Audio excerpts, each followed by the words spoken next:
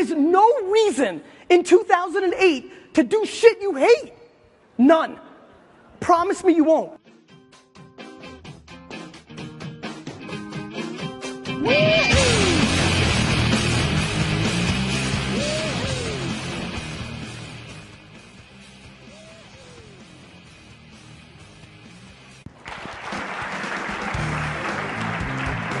You don't want this, do you?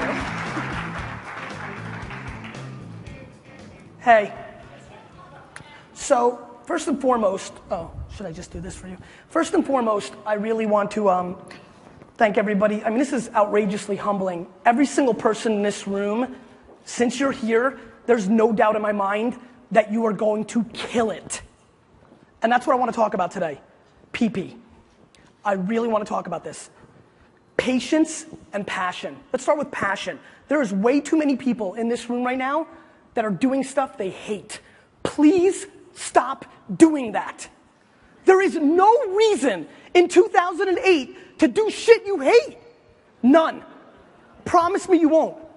Because you can lose just as much money being happy as hell. Clap that up because it's real shit. You know, I took over my family business. It was doing a couple $1 million a year, and over a 7-year period, I built it up to a $50 million company, turned 30, freaked out, and decided I wanted to do something else. Get out of my face. And so, I saw, you know, Zay Frank and Amanda Khan at Rocket Boom doing all that stuff. I'm like, I can do that shit. And so that's what I decided I want to do. I became 1% not happy selling wine. 1. And that's when I changed my life. I started Wine Library TV in February. I had to do the holiday thing and all that, but, and that's where this all started. And by the way, talking about patience, everyone's like, oh, Gary, this is so great, but you're so handsome and charismatic, I can't do that shit, you know? And I was like, listen, 17 months. I don't know if you know this, 17 months. You saw Fred say 2006, you just heard about me yesterday. 17 months, I did Wine Library TV 5 days a week. I walked away from being CEO of my company, running that stuff, watching it dip.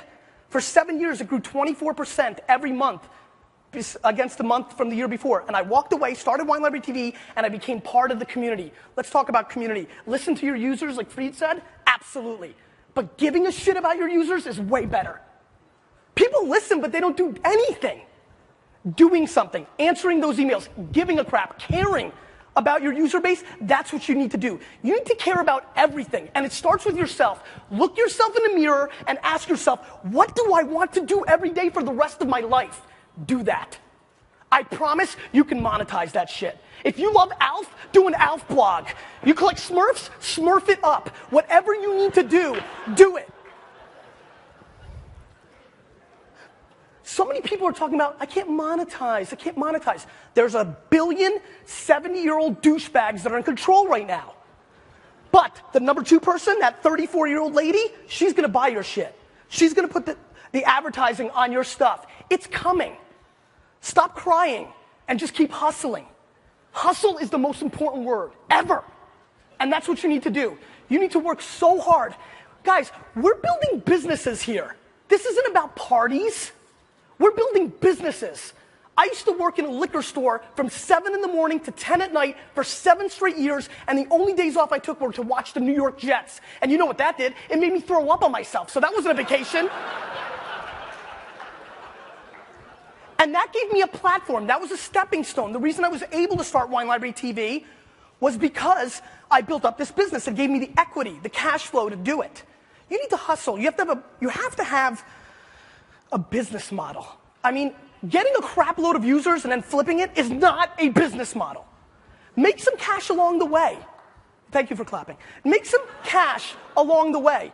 You know, Fred Wilson, who spoke earlier, he was pretty solid, a little boring. But, you know, we had coffee the other day, and I was like trying to be cool. I'm like, Fred, I'm so about freemium, a word my brother AJ loves. You know, freemium, right? Have a free, free platform, but have something to pay for. And Fred looks at me and goes, I coined that phrase. I just wanted to say that because he's so cool. I want you to think about something. I did a video on this on GaryVaynerchuk.com. I always say, legacy is greater than currency. Has everybody completely grasped that your great-great-great-grandchildren are going to watch and see everything you've ever done? I think about that every single day. I want my grandkids to be proud of me. My mom did such a good job raising me. You know what I hustle about? I hustle about meeting every single person on earth. Do you know why? Because most people who don't really know me think I'm a loud, obnoxious East Coast guy. Why is this guy here? He's a wine guy. He's a dick. But when they meet me, they can see that I care. I got lucky. My DNA is weird. I care about people more than I care about myself. You know, my gift is my curse kind of thing, and that's helped me quite a bit. Because listen, it is not fun answering what wine goes with fish 74 times a day. It's not.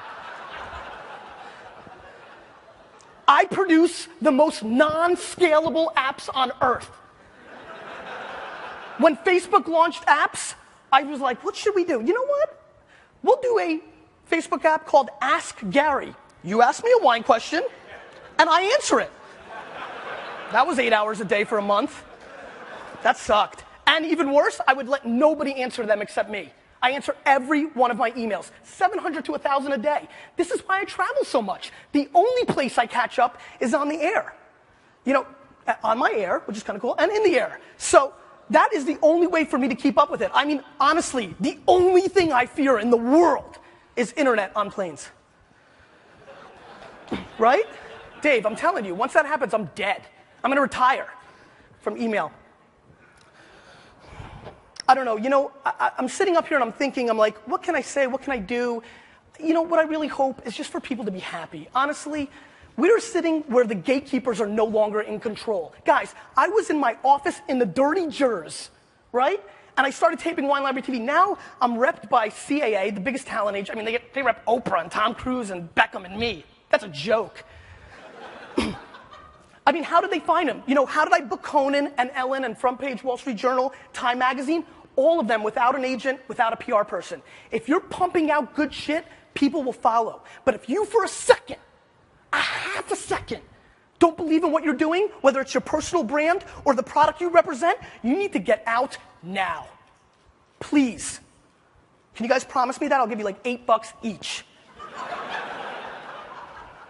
We only get to play this game one time. One life. And I just really hope that people understand. You know, I'm excited because, for example, Monday, I gave a keynote in Vegas to all the franchisee owners at Domino's Pizza. Yeah.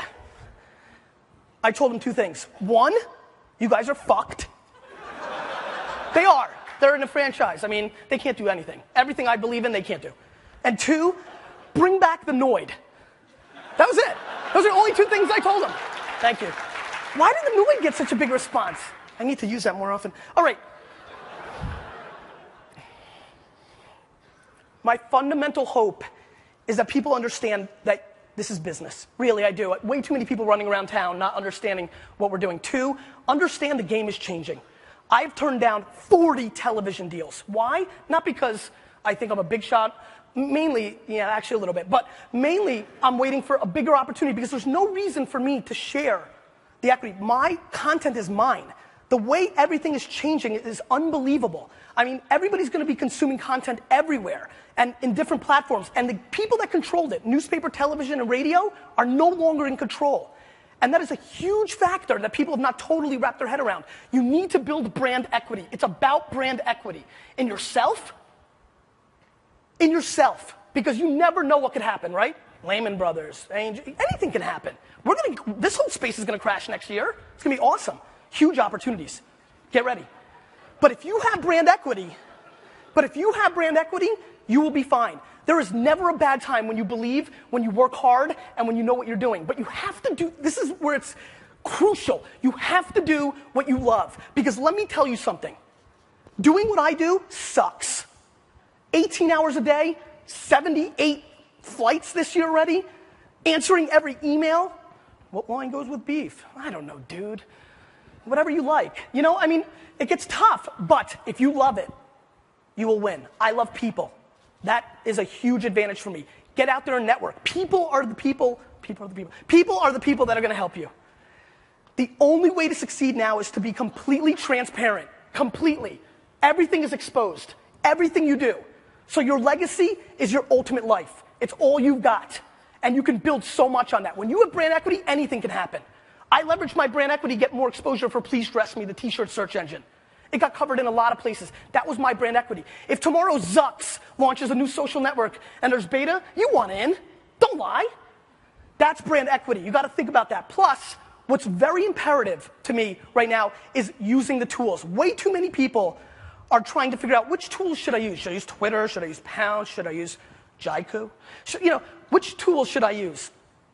All of them. Your user base and the people that care about you, you need to connect to them any way you can, everywhere you can, as often as you can. That is essential. That interaction. We're humans. We like, look at reality TV. That's about as real as, that shit is not real. But we still like it because it's somewhat real. This other stuff is very real. The place where we play is very real. And it's massive, massive opportunity. I hope people wrap their head around that because we are going through a gold rush of branding. In the old days, to become a brand, you needed a lot of mainstream media attention.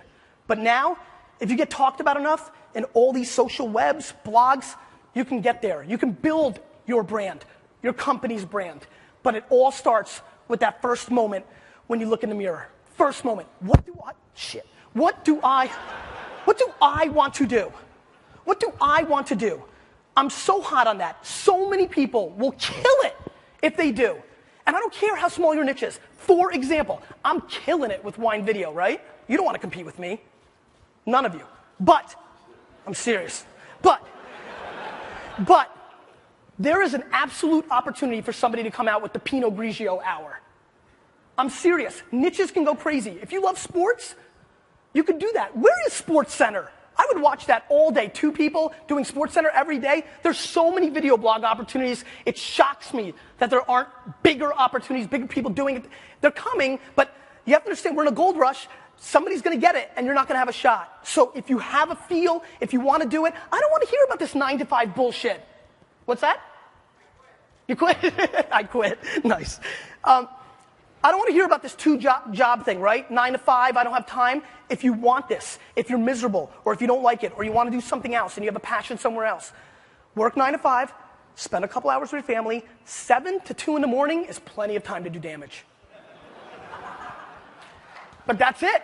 It's not going to happen any other way. You're not going to make stickers and give out swag and everybody's going to give a shit about your site. I got wristbands. That is the key. Patience. There's a site that I'm very fascinated with. I'm in like with you. I think about it all the time, actually, randomly. It's a site that I believe should be a killer. Video, gaming is just so on the verge of exploding. The guy, Charles, he's got it. He's got that it factor. He's a little bit of a douchebag, but he's got it. Right?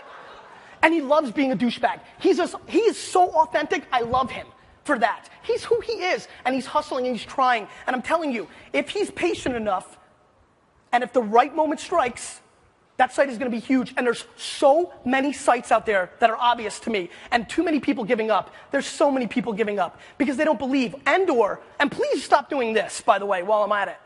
Don't come out and say, well, we're the Facebook plus Dig minus Flickr and Delicious on the flip side. That's horseshit. Do what you're about. Please. I'm done.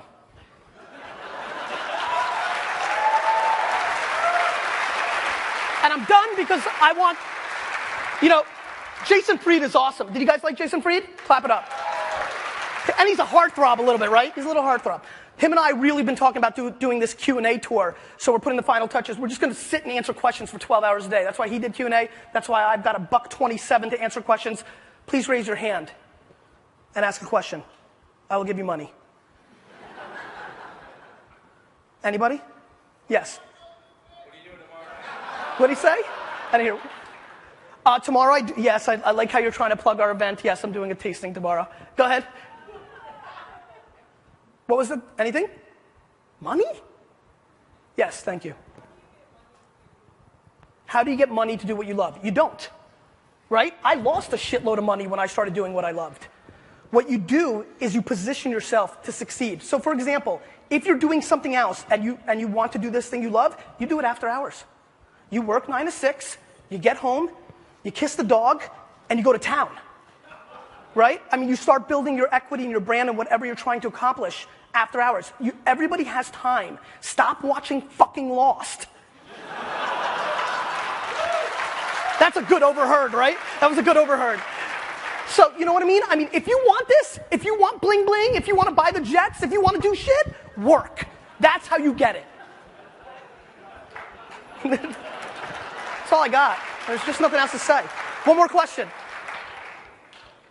One more. It's free. I love you. Thank you.